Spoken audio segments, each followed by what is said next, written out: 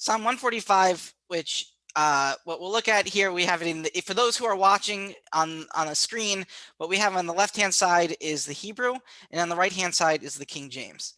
And what Bible program are you using here? I'm using Accordance Bible. What my friend Keith calls the tap. This is the one I use. Yes. Yeah, Accordance. I love it.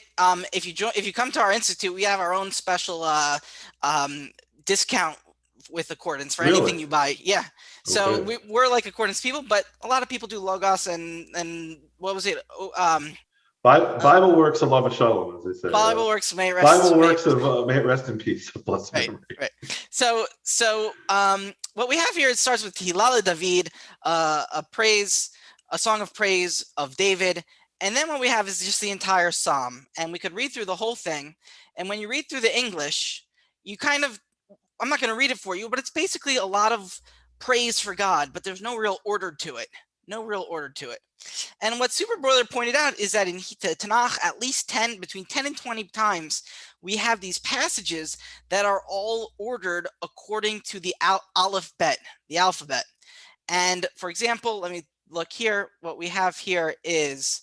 Can I explain what I think you mean by there's no order to it?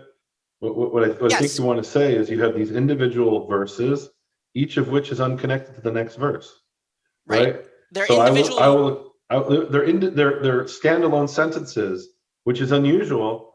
Normally, you have a passage, and verse 2 is a continuation of verse 1, and verse 3 is a continuation of verse 2. And here it's I could read verse 2, and it has nothing to do with verse 3, except it's a common theme, right?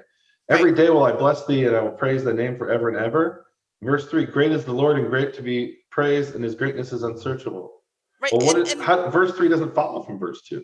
Right. To be fair, there are a lot of psalms that are just lovely praised, but True. A lot of them are also ordered, and the order only comes in the Hebrew. So while you were just speaking, I highlighted the first letter of each verse, and what we have is the Aleph, the Bet, the Gimel, the Dalet. So this is the A, B, C, D, E, F, G.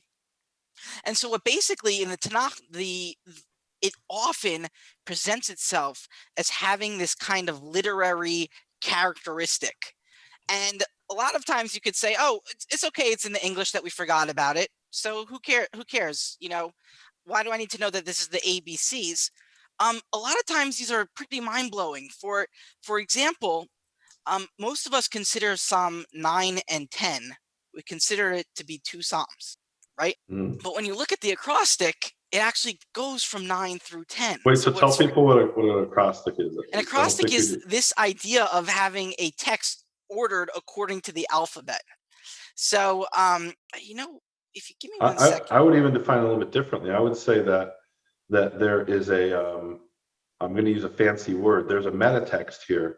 In other words, we have the words themselves and what they mean, but we also have a message that's being conveyed by the initial letters spread out across the verses in this case, right? So we have Aleph, Bet, Gimel, Dalet, Hey spelled out in the Psalm, which is a second layer of meaning that you wouldn't get from just reading it in the English. Right, and the thing is that why was the Psalm written this way? Why are there so many of these in Tanakh? And actually, if you know the Hebrew, you can actually memorize them pretty easily. Right. So it's a memorization device, right? Right. Every child in ancient Israel knew the Aleph Bet, and he might not have remembered what verse came next, but he remembered, it's the one that starts with Bet, and after that's the one that starts with Gimel. So it's a memory device. Exactly. Exactly. This is the Psalm 145 is part of the Ashrei, said at least 2 times a day, and so you know it by heart. Ritzon is the Resh, Shomer is the Shin, and then every Shabbat. Every Friday night dinner, me and my family, we sing this out loud from Proverbs 31, and it's another acrostic. Eshet Chayil Miyimsa, who can find the virtuous woman? And Eshet Chayil. When I got engaged, I said I finally found my Eshet Chayil, and there were people on Facebook who thought that my fiance's last name was Chayil, and her first name was Eshet. We didn't realize I was referring to Proverbs 31. Yeah, so that was the Hebrew of saying Eshet Chayil is like a woman of valor, or the virtuous woman or something. Yeah. a woman who is to be praised, and then it goes on with the aleph is the first verse, and then the bet batach.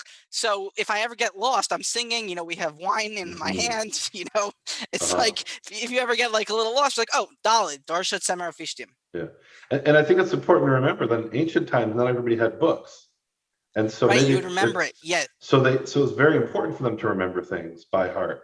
And so I think that kind of gives us a glimpse that this is any of these acrostic psalms or lamentations, or in this case, the Song of the Valorous Women, was probably something that was intended for the common man to memorize. right. And so once you know the Hebrew and you can look for these things, you can see some very interesting studies. So, for example, what I want to point out to you is that in the acrostic, which we first mentioned, Psalm 145, which every verse starts with the letter Aleph, Bet, Gimel, going through the whole thing, you get one of these interesting things in your Bibles. So maybe for everyone listening today, maybe obviously if you're on the road, don't do this now, but check No, pull your over to the side of the road as long as it's safe right now. and I'm kidding. check verse Did 13. you follow the story of where acrostics showed up in mainstream American culture last year? No, Um, tell me, Nehemia. so it was this great incident where this let's see, it was I googled it here just to remind myself. It was I couldn't remember this guy's name. Representative Paul A. Gosser of Arizona put out a series of like 20 or 30 tweets, and someone noticed that if you took the first letter of each of these tweets and put them together, it spelled out the sentence, Epstein didn't kill himself. Oh, because of the Now, yes, now, now, does he believe Epstein didn't kill himself? right. I don't know if Of he course, does or doesn't, but he had hoped that someone would notice this and it would get national press. And it not only got national press, it got international press. Some senator that nobody can, or I guess he's a House of Representatives from Arizona, who outside of Arizona, no one's heard of this guy. He's not in the national attention. He intentionally did this so that people would hear his message by putting out something controversial. And then he put out another single tweet where the first letter is spelled out Area 51. right. And it said, all the tweets pertain to today's hearing.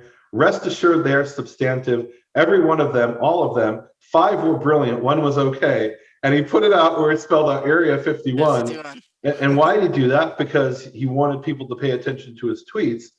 And my takeaway from this is there's obviously somebody Jewish who knows Hebrew on his staff. Because where does anybody in Western culture know about an acrostic, right? There must have been someone on his staff who said, I have an idea.